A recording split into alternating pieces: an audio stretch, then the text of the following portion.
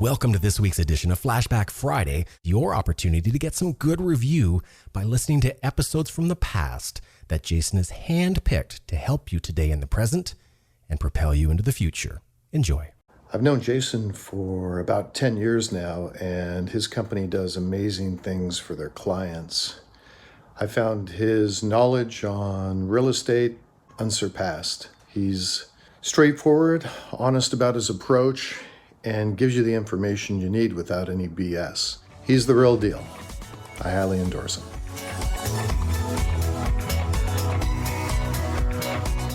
Today we have Flashback Friday and a 10th episode show. All of you regular listeners know that every 10th episode we do a topic of general interest. It always seems to relate to finance and success in life and success with our portfolios, but the topics are more general every 10th episode show.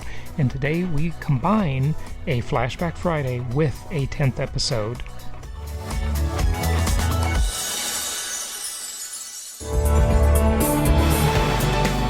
Welcome to Creating Wealth with Jason Hartman. During this program, Jason is going to tell you some really exciting things that you probably haven't thought of before, and a new slant on investing. Fresh new approaches to America's best investment that will enable you to create more wealth and happiness than you ever thought possible. Jason is a genuine, self-made multimillionaire who not only talks the talk, but walks the walk. He's been a successful investor for 20 years and currently owns properties in 11 states and 17 cities. This program will help you follow in Jason's footsteps on the road to financial freedom. You really can do it. And now, here's your host, Jason Hartman, with the complete solution for real estate investors.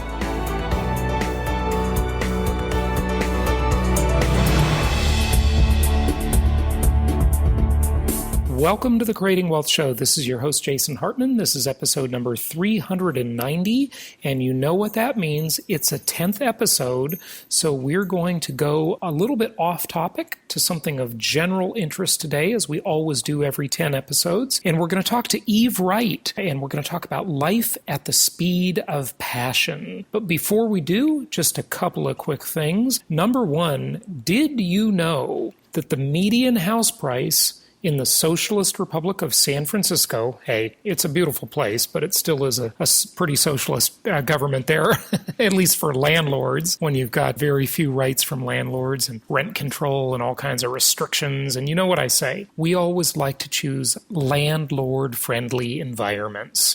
Places in which we can do business, we can expect tenants to uphold their contracts, their part of the bargain, and pay their rent. And if they don't pay their rent, we want to get them out fast. San Francisco and the whole state of California in general is not one of these types of places. But what's amazing is that in San Francisco now, the median home price is, are you sitting down? $1 million. A cool $1 million for the median price home.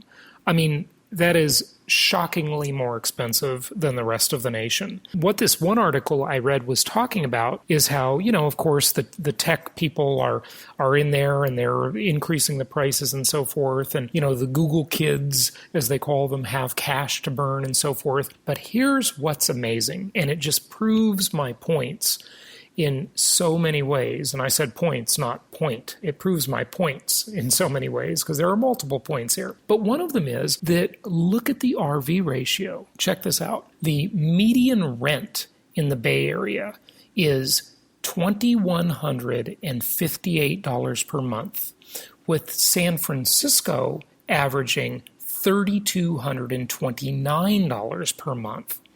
So look at those RV ratios. They're exactly what I've always said. And literally, I've played this game with people from all over the world where if they can tell me what their rent is, or it's like a little algebraic equation, or they can tell me what the value of the property they're living in is, I can tell them what the rent is. You know, and I don't have to see it. I'd like to know what city it's in, ideally. But, you know, even without knowing what city it's in, you can tell. Because these RV ratios pretty much hold up around the planet. It's amazing how accurate this stuff is. So if someone tells me they live in, not that they have, not that they own, but say someone tells me that they're renting a place in Miami and they pay $3,300 a month, I'll say, oh, your house is probably worth about $900,000. And you know what? I'm going to be right almost always. If they tell me they live in San Francisco and they're paying $3,300, I'm going to tell them their house is probably worth about $1 million. And I'm going to be right. Look at this article. It says it again. So think about that. You could either spend $1 million to buy a place in San Francisco that you could rent out if you're the landlord for $3,200, give or take, $3,300, right around that area. Or you could buy 10 houses for $100,000 each in 3 different diversified cities around the country that we recommend, and you could rent each of them for $1,000 a month, maybe even a little better, and you would have $10,000 a month for your $1 million investment. So the RV ratio, or the rent-to-value ratio, it's like the oxygen of real estate. It's the most fundamental rule that you can just so easily tell. It's just this rule of thumb that just works. It works literally around the globe, every place I've tried it. Go to any country and you can see that the RV ratios hold up pretty well. And speaking of other countries, just before we get to our 10th episode guest here and talk about life at the speed of passion, there was a really interesting article in Yahoo Finance, and it talked about what $1 million will buy you around the world. And I thought I would just share these with you because they're pretty interesting. In Cape Town, South Africa, by the way, that is a gorgeous place. I'd say it's easily one of the 5 most beautiful places on the planet. Of course, in my visits to 71 countries and counting so far, I have been to Cape Town, South Africa, and it is absolutely stunning. Not very safe, but stunning. South Africa has major problems in many ways, but it is absolutely a beautiful place. So in Cape Town, $981,000 buys you a 10,000 square foot, 5-bedroom, mountainside home with a bar and a private home theater. How about Dubai? Well, Dubai, that's a very expensive market. You would never touch Dubai without being a gambler and a speculator like a San Francisco type investor. Well, in Dubai, $1.09 million, so that's $1,090,000, okay, dollars, gets you a 2-bedroom apartment with 1,900 square feet and an ocean view. So again, no way I'm doing that deal. So far, I'm a renter in any of these $1 million markets. Welcome to this week's edition of Flashback Friday, your opportunity to get some good review by listening to episodes from the past that Jason has handpicked to help you today in the present and propel you into the future. Enjoy. Because it is a much better deal to rent a high-end home, as I've been saying. Now get this one. This one kind of blew my mind. I have been to beautiful Sydney, Australia. What a great, great city. Just a beautiful place. But I had no idea that the prices had gone up this much since I'd been there. And I did look at real estate there fairly extensively. And this was, about 14 years ago, I guess, I was there. Well, right now in Sydney, $1 million buys you a 990 square foot apartment. Less than 1,000 square feet. Isn't that awful? And it's steps away from the Royal Botanic Gardens. Features include high ceilings, a communal roof terrace with harbor views, and a grand entrance foyer. So that's $1 million. You don't even get 1,000 square feet. Ew. I say no to that one. Okay, let's go to Tokyo. Massively overpriced Tokyo. And if you saw the picture of the property I'm talking about right now, you would be just amazed. It's terrible. It's totally ugly. So $1.05 million, so $1,050,000 buys you a 1,357 square foot multi-level home described as modern and open detached house with open ceiling space. And this house is like a vertical row home. It's just no good. Forget about that. Let's go to London. In London, $993,600 gets you a 3-bedroom, 3-bathroom, but only 909 square foot apartment with a balcony. Unbelievable. Wouldn't touch it. I bet you can rent any of these places for about $3,000 a month. You just go around the world and the equation will just work anywhere. It's really amazing. New York. Let's look at Manhattan, New York. We all know that's expensive. $995,000 buys you a 1-bedroom. Get this one. Only 640 square feet. A tiny little apartment in the West Village. The building has a private rooftop terrace, 24-hour doorman. Of course, you're going to have to tip this doorman, buy him presents every holiday, or he's not going to deliver you your packages, and they're all unionized. I mean, New York, just an awful place to be an investor. You know, the tenants have all the rights. So when you're in a place like this, be a tenant, because you'll have all the rights. It's great, okay? Don't be an owner. 24-hour doorman, fitness room. You notice they didn't say gym, fitness room. It's probably a little closet with a couple of machines in it, and a laundry room, and that's $995,000. Unbelievably overpriced. This one surprised me a bit. This is Kiev in Ukraine. Ukraine is like the land of the supermodels, okay? I've been there, believe me. It is the land of the supermodels, as is all of Eastern Europe and maybe Russia in general. So in Kiev, $1 million buys you a 3-bedroom, 2-bath apartment with heated floors. Now that's kind of interesting, heated floors, and a home cinema with 2,153 square feet. But I was kind of surprised Kiev was that expensive. I didn't think it was that expensive, and especially now with what's going on with Ukraine and Russia, I bet you it's not even that much. But this article is current, okay? It's just a like last week article. Sao Paulo, Brazil, $1.1 million gets you a 5-bedroom, 6-bathroom home on a tree-lined street that's 4,090 square feet, and the home has a pool and fireplace. Very nice looking home. That's Sao Paulo. Of course, Brazil has some pretty significant crime problems. Now let's go to one of my favorite places. If you can handle the attitude, you know, the French attitude is, they don't like Americans too much over there. But, and this isn't really France, it's the Principality of Monte Carlo, right? Or Monaco, I should say. But in Monte Carlo, $1.02 million, so $1,020,000, pays for a tiny, and this one's the worst of them all, folks, a tiny 377 square foot studio with a half-equipped independent kitchen. And I'm looking at a picture of the kitchen, and it's nothing. I mean, it's got a crappy 2-burner stove. It's got a little mini like bachelor college dorm refrigerator, a half-equipped independent kitchen in the city center. $1 million for 377 square feet. Unbelievable. Let's go to Paris. Paris, beautiful Paris, romantic Paris. $1 million gets you a 3rd floor, 1-bedroom apartment near Avenue Victor Hugo. That's 635 square feet for $1 million.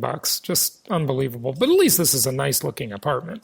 You know, the one in Monte Carlo was terrible. Okay, let's go to Hong Kong. What about Hong Kong? That's a pretty expensive place. $1 million buys you a 3-bedroom apartment with sea views in Discovery Bay. It doesn't say the square footage. I've been to Hong Kong before. I'm actually pretty impressed. You know, I'm going to guess if it's 3-bedroom, it's got to be probably a good 12 to 1,400 square feet.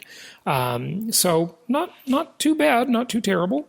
Let's keep going. Let's go to Rome. This one surprised me. I didn't think Rome was this expensive. And so when you're in Italy, I mean, Rome was one of my favorite cities there, really, because just so much history. In Rome, $1 million buys you a 969 square foot, they call it a space. It's not an apartment or a condo, or it's a space. Next to the Palace of Expositions, well, now they call it an apartment. The apartment has 2 bedrooms, 2 bathrooms, and a lofted living room. Wow, 2-bedroom, 2-bath in 969 square feet. Those must be some pretty small bedrooms. I'm looking at a picture of the living room, and it is tiny in that place. Okay, let's go to Geneva. Geneva is an expensive place. We all know that. That's a big financial center. And so $997,000 gets you 807 square feet. And it's a downtown pad with 1-bedroom, living room, kitchen, and bathroom. Gee, I'm so glad they include a bathroom for $1 million. That's so nice of them. All right, Bangkok, Thailand. Now, I went to Bangkok probably, 15 years ago, and I did not like it at all. I thought it was crowded and smelly, and I was not a fan of Bangkok. But as you know from a recent episode, I just got back from Phuket, or Phuket, however you say that, the resort area of Thailand, and I really did like that. So, a lot of American expats go to Thailand, and on my Jet Setter show, I have interviewed some of those people and talked about various expat destinations around the world, Thailand certainly being a popular choice. In Bangkok, $967,000 pays for a furnished 5-bedroom, 6-bathroom house on nearly 5,000 square feet of land. Well, I don't know why they think 5,000 square feet is not a very big lot, actually, with a massive living room and beautiful views. So you get a lot more there, but I guarantee you can probably rent that same house for $3,000 a month. The number is always about 0.3 when you're looking in the $1 million price range. Just know that. It's about 0.3 RV ratio. With our properties that you can, of course, find at jasonhartman.com, it's about 1%, give or take. Might be 1.2, 1.3%, might be 0.9, but it's at least 3 times better than any of these $1 million properties. And you can get 10 of them and be diversified too, so much better. How about Istanbul, Turkey, okay? $1.2 million gets a waterfront apartment with 3 bedrooms and a large terrace overlooking the Black Sea. I've been there twice, and so that's not too bad. Now, let's talk about a market that we do actually recommend. And we've probably done over the years a couple hundred transactions in this market, and our investors are buying up this market at a good clip. And it's a good place to invest. And it is good old Houston, Texas. Really one of the energy capitals of the United States in many ways. And it's a big mecca and center for healthcare as well. 2 great industries. Well, for $1 million in Houston, you get a gorgeous, stately looking, beautiful home. I'm looking at the picture now. Big lot. It's really nice. So $1,090,000 to be exact gets you a 6,879 square foot, 6-bedroom home overlooking a bayou. It has an elevator, 2 wet bars, and a 2-story formal living room. Well, let me tell you, I would take Houston over any of these deals so far. How about Cartagena? This one kind of amazed me. I didn't think it was this expensive. I have not been there. I've been almost, I think, everywhere else on this that we've talked about. I haven't been to Sao Paulo. I haven't been to Brazil. But everywhere else I think I've been that we've talked about so far. Okay, in Cartagena, $1 million gets a recently renovated 3-bedroom, 4-bathroom apartment with a terrace and a jacuzzi. So, not as much as some of the others, I thought. Okay, how about Munich? Munich, Germany. That's a beautiful city. I really do like Munich quite a bit. Well, $990,000 will get you a 1,227 square foot penthouse with 3 bedrooms, 2 bathrooms, 2 roof terraces, a living room, and a dining room. And by the way, the picture looks pretty gorgeous of that one. So not bad, but again, I'd rather rent it because I know my rent's going to be about $3,000 a month. It's a rule of thumb, and you can just pretty much count on it. It's pretty darn accurate. It won't be far off anywhere on the planet. Just try me on this. Try me, okay?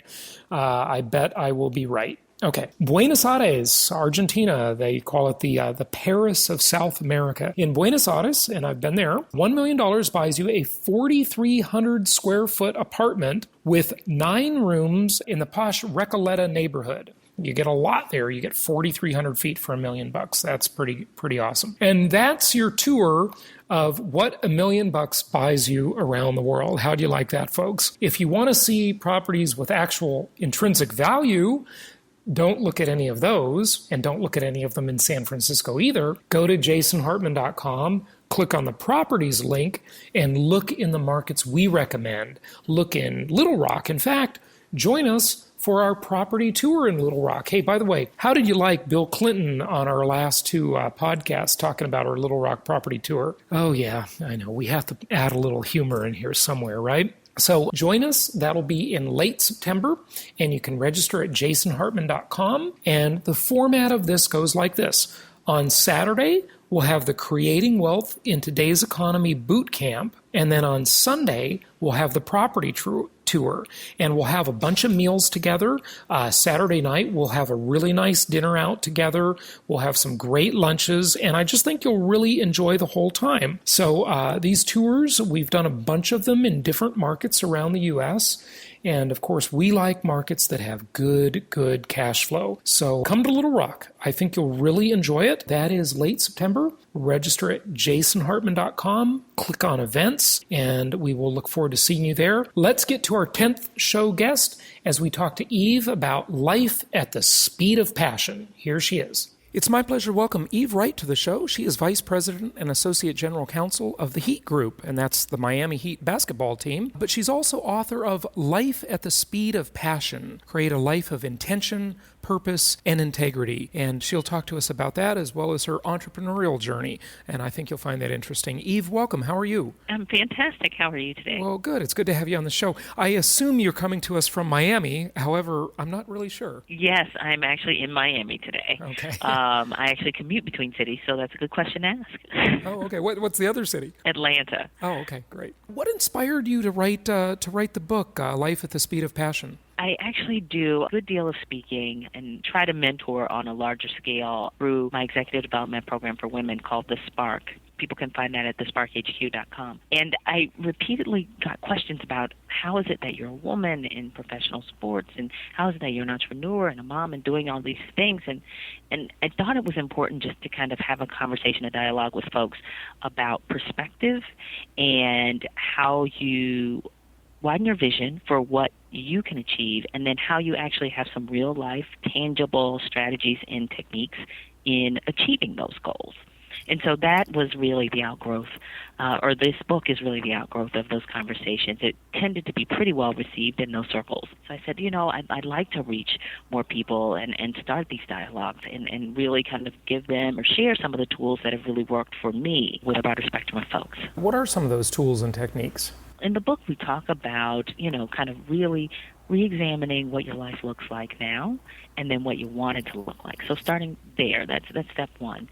And then we put together some strategies. I recommend some strategies about how you go about figuring out and narrowing down, testing some of those things through calculated risk-taking, not necessarily life-jarring events where you chuck everything and then move to California to surf, but certainly if there are things you want to do, there are ways, small and large, where you can start to gravitate in that direction, whether it's building skill sets or building networks, just about anything you can do. Self-investment in your own self-improvement, I'm a big proponent of that. And so we go over some of those things. Those are just two of the things we talk about, but we talk about a number of techniques in the book. Well, you talk about emotional fat. What is emotional fat, and how can we cut it out of our lives? I'm assuming fat is bad in this. It is, and one is kind of self-induced, and the other one is environment-induced, and there are a couple of others, but these are the two biggies I talk about. So one personal one for me is about the excuses, and I talk about excuses being my monument to nothingness. So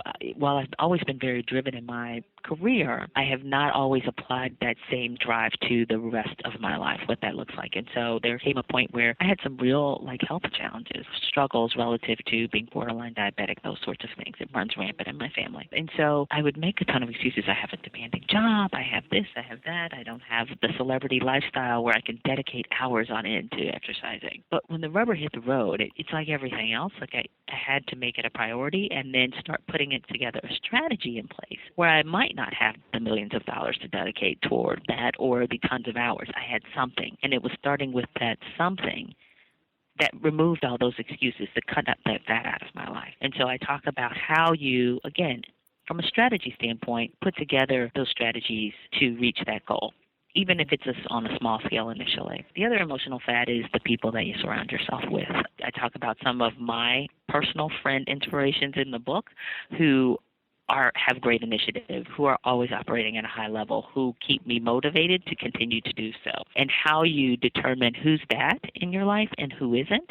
And that's not to say the people that aren't are bad people, but certainly the more you can stay motivated about achieving your goals, the more you absolutely want those folks in your life to help keep you on that motivated track.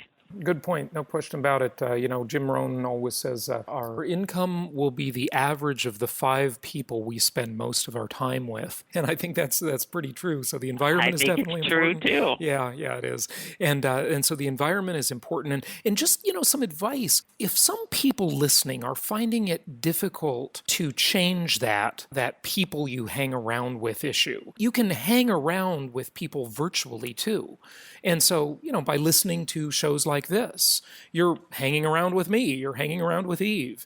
And so, maybe your physical peer group is difficult to change. Maybe that part of the environment is difficult to change, but you can certainly reach out and you can have virtual friends, virtual people you hang out with that can provide good inspiration and a good example and feed your mind positive fuel that it needs for success. So I just wanted to mention that because I haven't always had that opportunity in my life, especially when I was a teenager, to hang around with people that I wanted to emulate and people that were highly successful. I just didn't have access to them. But I did virtually. I did through books and audiobooks and seminars. There I could connect with Dennis Waitley and Earl Nightingale and Zig Ziglar and Jim Rohn and some of the motivational greats of our time. And so that's one thing you can do. And Eve, I love what you said about excuses too, because one of the quotes I heard from these guys is, you can either have excuses or you can have results. You just can't have both. So true. Yeah. So true. And look, and I totally agree with you. That's actually one of the points I make in the book about access to people. You don't always have it. For sure, I didn't have it initially, but I was a big proponent of the people I saw in magazines or newspaper articles. I would write them.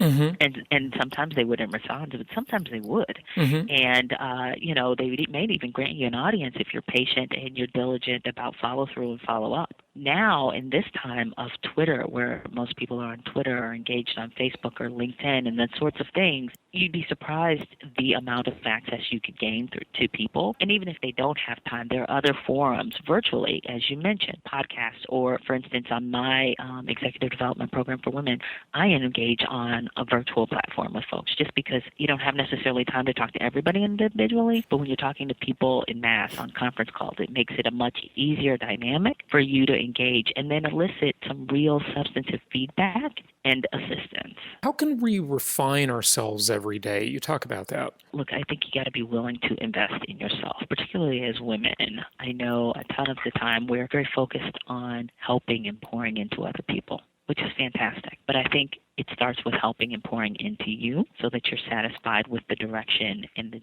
journey that you're traveling. And again, it doesn't have to be large-scale steps. It doesn't have to, if you don't have a ton of money, it's the small things, buying a book or going to the library to read a book or following on a podcast, exploring an interest. I actually am an avid listener of podcasts, and one of my favorites, well, I have 2 super favorites. One is Hardcore History, and then the other is Stuff You Should Know, that pique your interest about other things that are going on, whether it's in the world of science or the world of public speaking or anything. I want to mention a couple I like, and I'm going to get even with you for not mentioning my podcast, but okay. Oh, I'm so sorry. Let me just mention a couple that I really like. One thing about future and science, because you mentioned that, and this kind of stuff just keeps your mind active and engaged, and it also makes you feel optimistic about the future because there are so many incredible technologies coming our way that are just going to be life-altering in so many positive ways. I like the podcast called FW Thinking.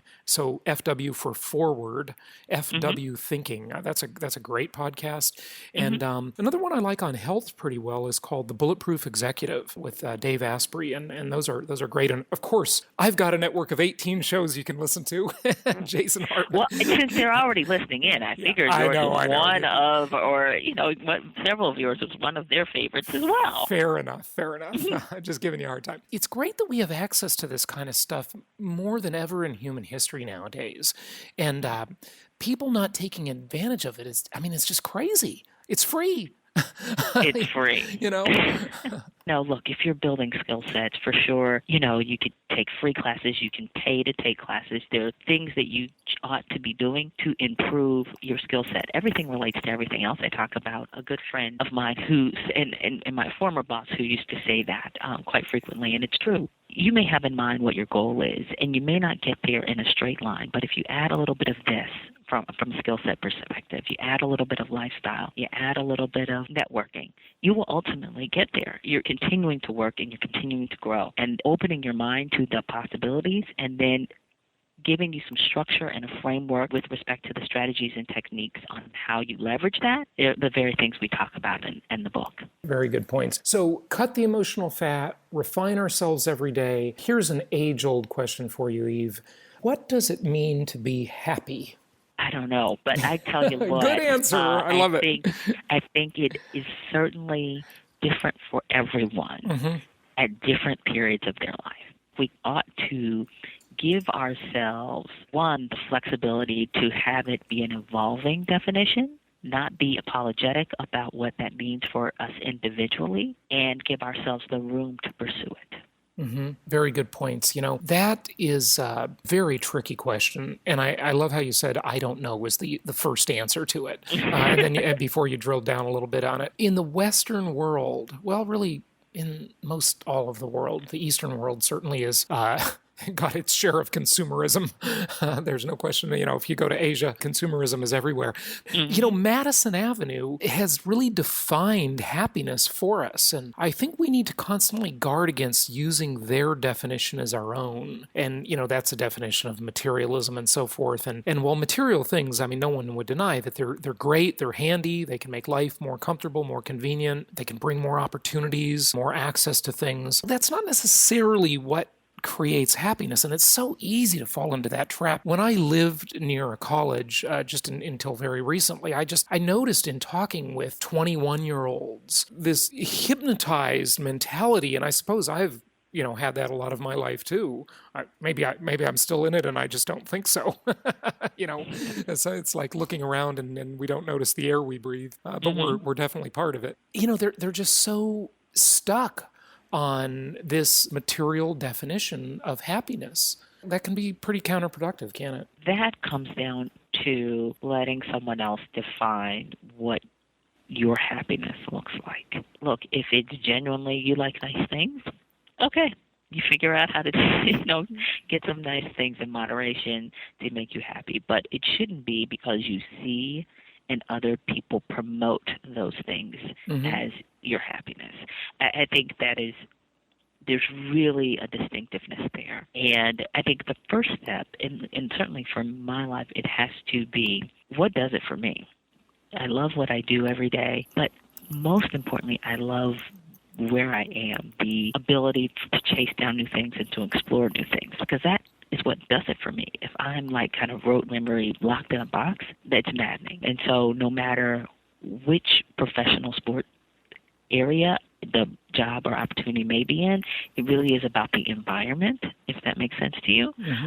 But that comes part and parcel in being honest with yourself and knowing yourself. And so I talk about how do you take time to figure that out about yourself. Not only is it looking back through kind of your past experiences, but being open to the fact and allowing yourself a little room to explore new things to see what you might be interested in. How can someone, learn, and, is it possible to learn to overcome the fear of failure? Failure is a huge motivator for me, even today. And most things, and I can honestly tell you I've failed at some things, and my feelings are hurt and bruised for a little while, but then you got to pick yourself up and brush yourself off. And usually it is those circumstances where I'm able to apply what I learned in order not to fail the next time. But I will tell you, fear is normal. The fear of failure is normal, but what we have to guard against is allowing it to stop our progress, to impede our progress, to impede that next step. So I actually like to use a little trick where I spin the fear wheel a little bit and say, instead of it's stopping me from trying something, I'm going to try it and then let the fear of failure propel me over the top. Mm-hmm. So I'm already making the leap. I just got to work like heck to get over because I don't want to fail. And it's usually that extra push that pushes you to the next level, and you're like, hey, it was tough. I might have fallen flat on my face, but I didn't. I got it. And then you spin it one more time for your next step. Eve, give out your website if you would. Tell people where they can get the book. And the website I have listed on your appointment is heat.com for the Miami Heat, but I have a feeling you have another one. I do. The folks can stay in touch with me at Eve Wright, WRIGHT.US, all one word, and the book and information about me, and I will do blogs periodically and do some speaking engagements. Would love to see folks out at those things, or they can feel free to email me. The book as well is Life, Speed, Passion, all one word, .com. Fantastic. Well, Eve Wright, thank you so much for joining us.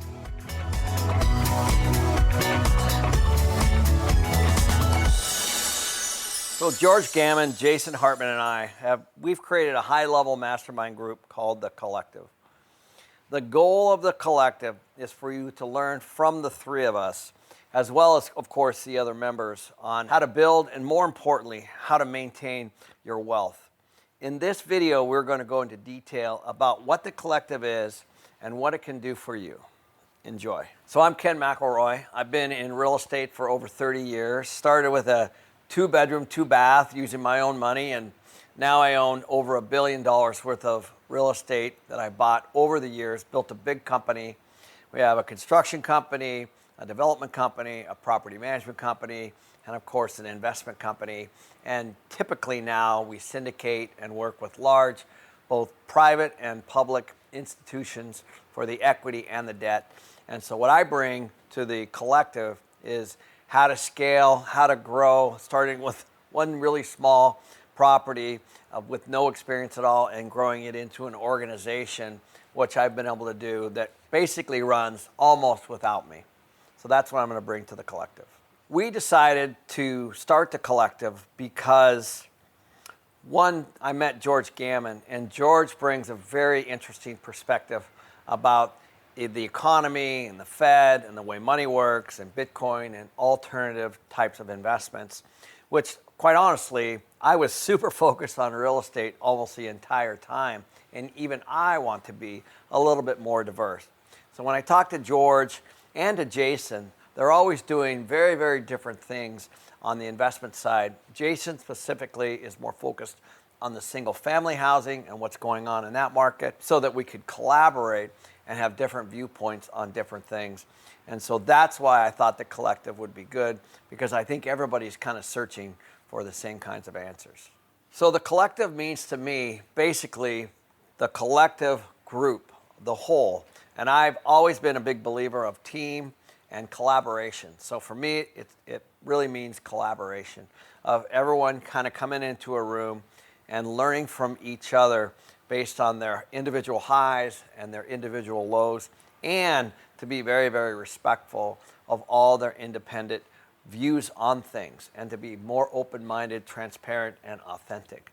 So I cannot wait for the group to get together each and every quarter, because we all have very different walks of life that we're going through, and so it's very, very cool to get into one room with like-minded people. I think the right person for The Collective is somebody who's into personal development, somebody who's trying to be a better individual, somebody who's trying to have that work-life balance, trying to figure out good decision-making on the investment side specifically, good decision-making on the personal side perhaps, certainly on their health and on their wealth. The members that have already signed up are people typically that have businesses that they're growing, businesses that they've started, or businesses that they've sold. So typically they're higher net worth, and they're trying to figure out what to do with their money. They're probably a little bit afraid of inflation. They're probably a little bit concerned about where to invest. And they're obviously looking at real estate as one component, somebody that's trying to do the right things both on the personal side and on the financial side. So some of the experiences that members can expect to get out of The Collective are certainly the network. And I think that's always super powerful. I've been involved in groups like this before, like EO and YPO, the Entrepreneurs Organization, and YPO, which is Young Presidents Organization, which is kind of a peer-to-peer network. And that's what I envisioned, and I think people are going to certainly get that out of there. They're going to have lifelong friends for sure from this, and they're going to meet people at every single event. But also, we're going to have fun. So as an example, things like race car driving and doing all kinds of really cool things and meeting celebrities and things like that, and fashion shows are going to be part of it. So it's kind of a, how do we have fun and learn together? And we're going to have that at each and every event. So thanks for watching. If you guys are interested, there's a link below you can click on. It'll take you right to the website, which has a load of information on exactly what the collective is, where the next events are, and what exactly you'll be getting if you become a member. Thanks for watching.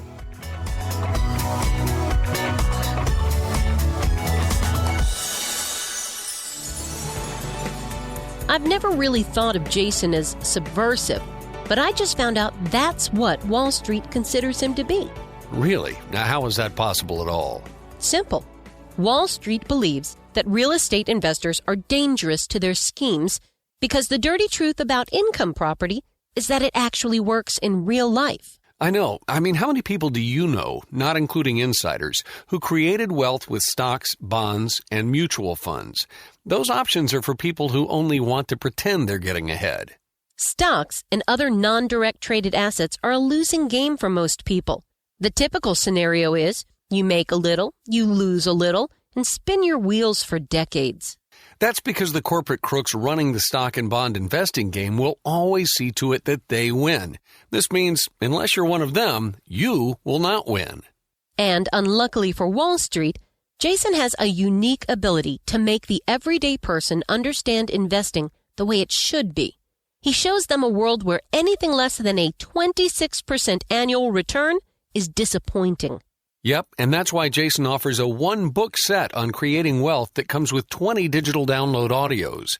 He shows us how we can be excited about these scary times and exploit the incredible opportunities this present economy has afforded us. We can pick local markets untouched by the economic downturn, exploit packaged commodities investing, and achieve exceptional returns safely and securely. I like how he teaches you how to protect the equity in your home before it disappears and how to outsource your debt obligations to the government. And this set of advanced strategies for wealth creation is being offered for only $197. To get your Creating Wealth Encyclopedia Book 1, complete with over 20 hours of audio, go to jasonhartman.com/store. If you want to be able to sit back and collect checks every month, just like a banker, Jason's Creating Wealth Encyclopedia series is for you.